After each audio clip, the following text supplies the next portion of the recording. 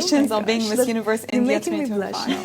You look really good. I love the pink look. Thank Very nice. So how does it feel to finally hold the crown that's on your head right now? Oh my God, the amount of times I've imagined having this on my head, and when I finally had it, it felt like a dream. It felt like a dream come true and real. Yeah. It feels surreal, to be honest. We called India. It feels like when your name is replaced with a country, it's the best feeling in the world. That's the best thing we can ask for. And to represent your country so phenomenal. Can we learn, like, we go right back to learn a little bit about you. You grew up in Rajasthan. Tell us a little bit about your hometown story. What was your childhood like? Absolutely. So I grew up in a very small town of Sri Ganganagar, Rajasthan. It's a state in India. And it's a very simple place. We are simple people, having no exposure of pageants whatsoever. But Miss Universe being such a brand, that I always had it in my heart that I have to go ahead, I have to give it a shot and prepare for it. And that is how my journey began. I came to Delhi, that's the capital of India, and that's where I started my journey by training with Beauty High Academy. So that's my journey. Was it difficult? So at what age did you move to Delhi, and was it difficult to get into these academies? So I moved to Delhi at the age of 21. And to be honest, it was actually difficult because having no one from my family, being in a different city, I was all by myself. And I started modeling, I started doing a bit of odd jobs, and I loved doing it. Because eventually I felt that I realized I was just getting closer to my dream every single day, and that USP was always there. Mm-hmm.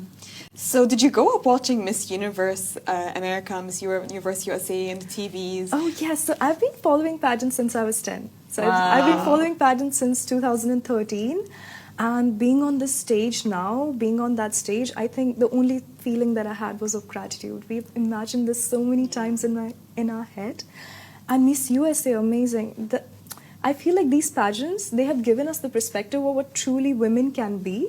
Especially when we talk about the one, and especially Miss Universe, we see so much diversity. We see women from so many professions that I think can open up our brain in the best way possible. So yeah, I think pageants really gave me the courage to move to a different city and follow all these dreams, different demeanors. So interesting that it was on your vision board, basically, before vision boards were a old. thing.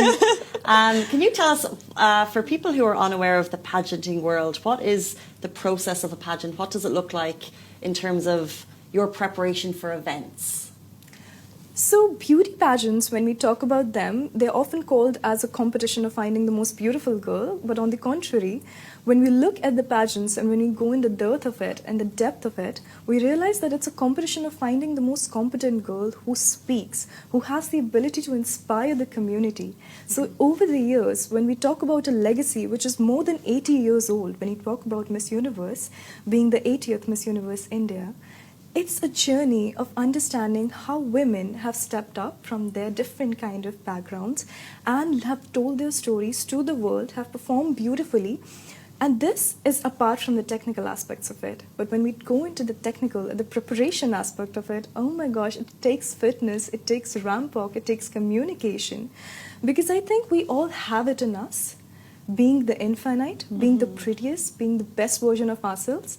But pageantry, when we prepare for it, it helps us bring it out and show us how we can actually use those skills to bring it to the world and make an impact with what we have inside. So I think that is what pageants is all about. A lot of people, when they bring up pageants, they always kind of like look down on it. They think it's just for looks and who's the prettiest and who's the prettiest girl's going to win the best crown. But I know it goes much deeper than that. Much There's awareness and advocacy. So what is an awareness that you're really passionate about, that you want to pageantry basically helped you expand that? So I was always very touched by this initiative of Neuronova. I always had it in my head because I always cared about education for all. But I truly didn't understand what or which area I wanted to work in. So my mother is a teacher, and that is when I started working on it, when I started visiting her school and I met the kids.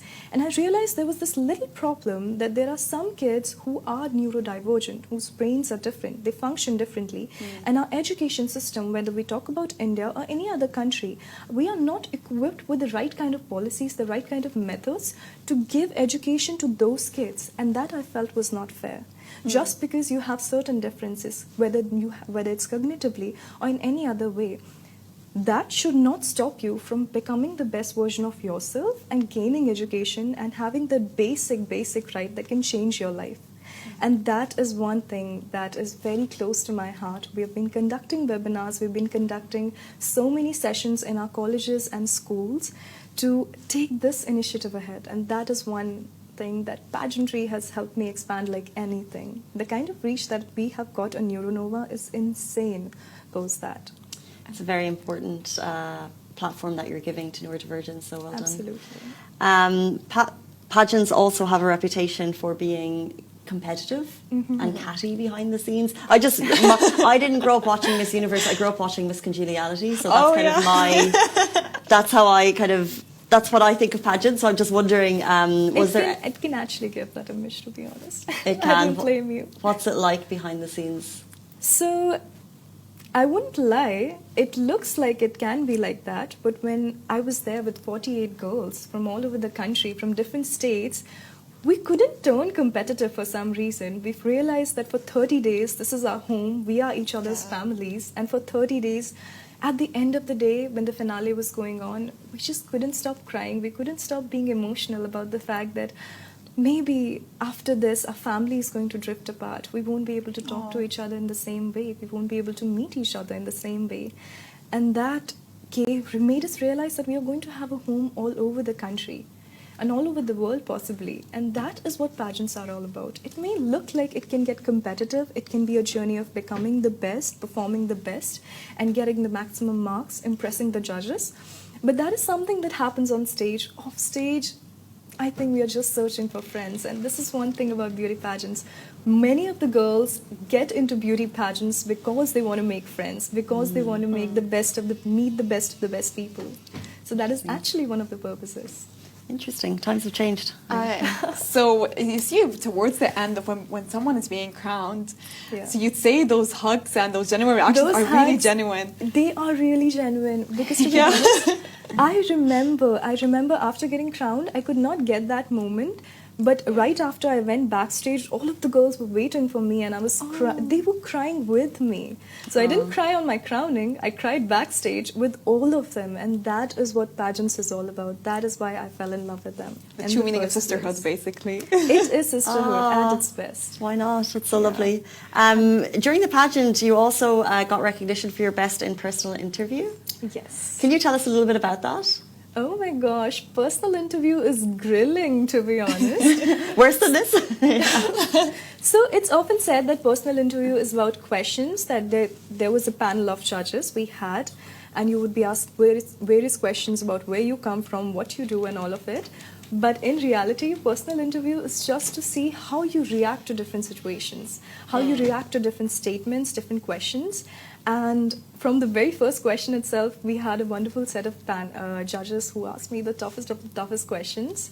And one motto that we take ahead when we go in a personal interview, we often compare it with a stage, but it's actually very different from stage Q&A. In personal interview, it's about how you can leave an impression, how you make the person feel. It's not about the words you speak, but it's about the feeling you leave people with. And that is the idea of getting best in personal interview. Nailed it.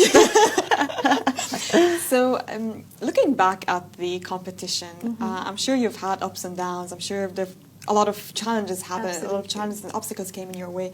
But what was the hardest challenge that you had to face? The hardest challenge that I had to face was to keep my head and my intentions in the right place. When it's a 30-day long pageant, it can take a toll on your head. For example, waking up every single day early, sleeping late, having difficult schedules, having so many people around, having that feeling of being judged. And that, I don't think everybody truly enjoys that in most cases. But me, on the other hand, for 30 days, I think by the end of it, we all were so exhausted that sometimes it used to feel like, why are we even doing this? And in that moment, to remember that what the 4-year-old Manika would have thought, what the 10-year-old Manika would have thought. That thought used to get to me, and that made me realize that this is worth it. This is worth it to get up every day, make that effort, stand up, and still go ahead and be the best version of yourself and smile.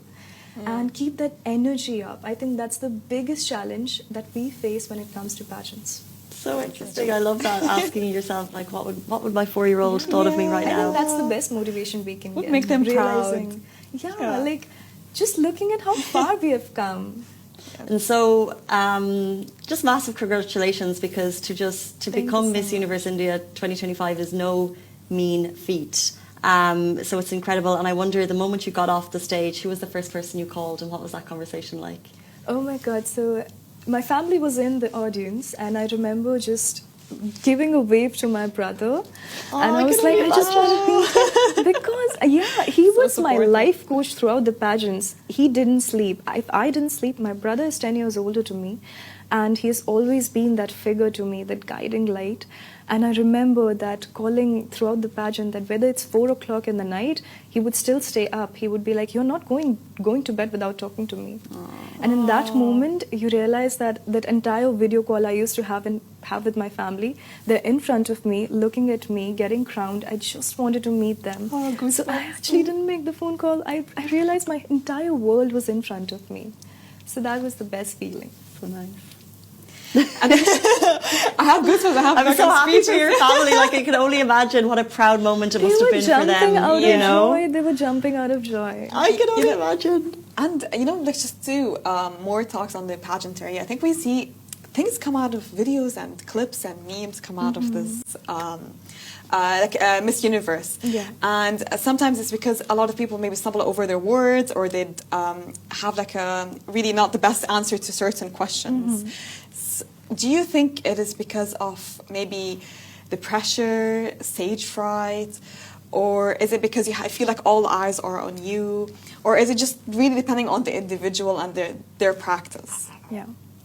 So in beauty pageants, when we stand on that stage, realizing that we are in top 5 and we are going to have a Q&A, that is actually the moment when many of us realize what pageantry stands for.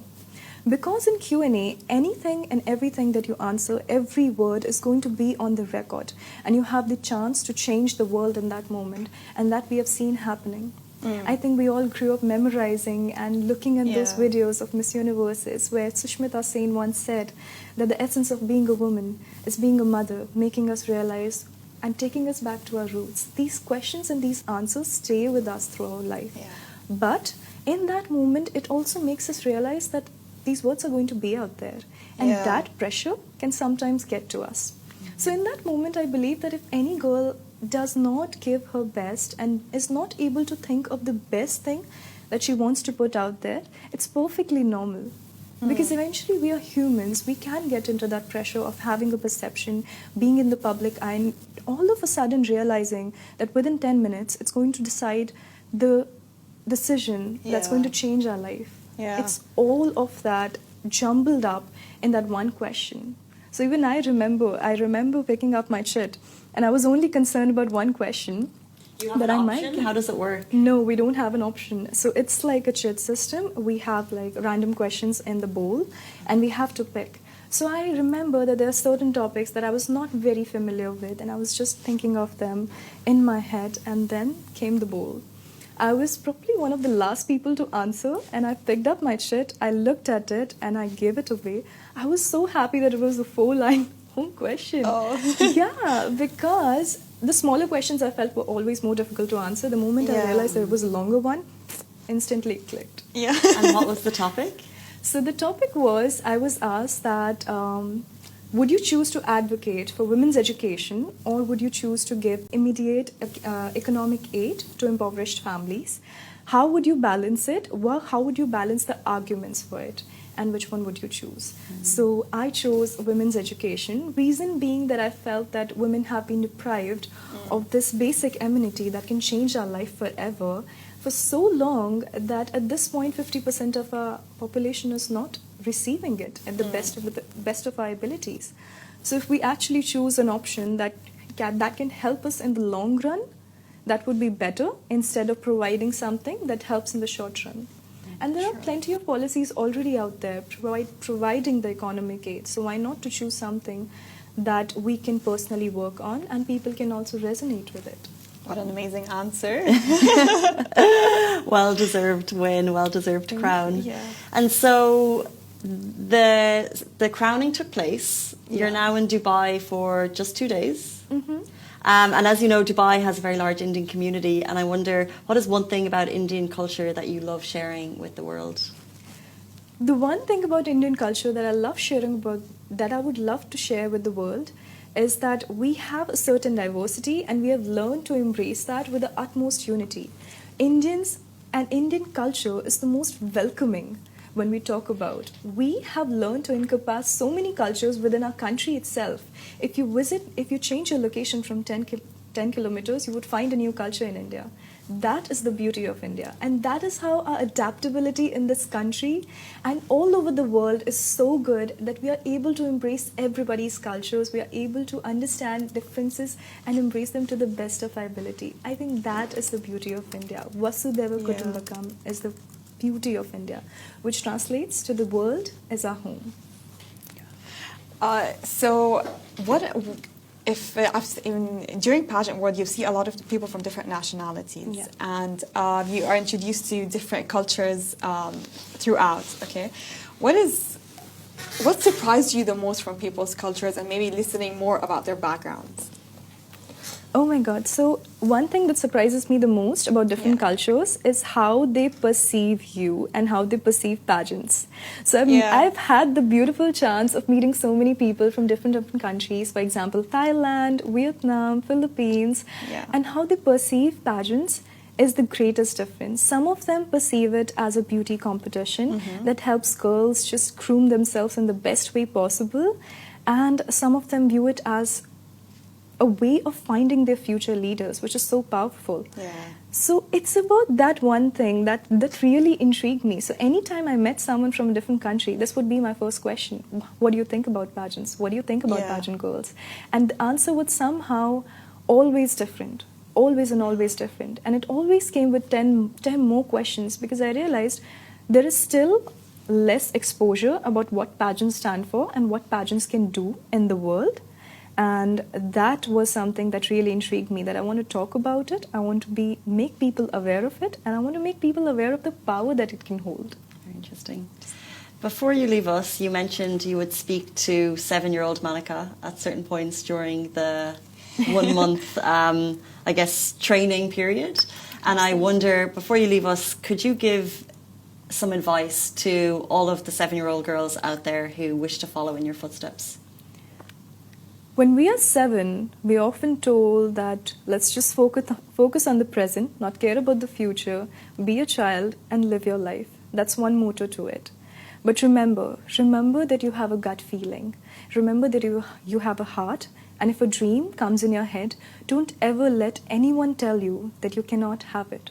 Be absolutely delusional about it. I was 4, I was 7, I was 10, and I was absolutely delusional about it, that I'm going to make it at the stage of Miss Universe. I'll be there, I'll be India. That is the power of keeping your brain strong and making sure that no matter what circumstances, no matter what difficulties or situations come in your life, your path should always be clear. Whether the road is untrodden or not, have the courage to walk on it. That is the only and only message I would give to them. So beautifully said, making India proud. Manika, thank you so much for joining us on the show this morning and for turning up looking so spectacular. What a queen! And she will be representing India at Miss Universe 2025 in Thailand on November 21, which you can watch live. That brings us to the end of the Love in Dubai show today. Thank you again. Thank you so much. And thank you, Masa. Thank you, Casey. Have a beautiful day, guys. We'll see you back here tomorrow morning, same time, same place. Bye-bye.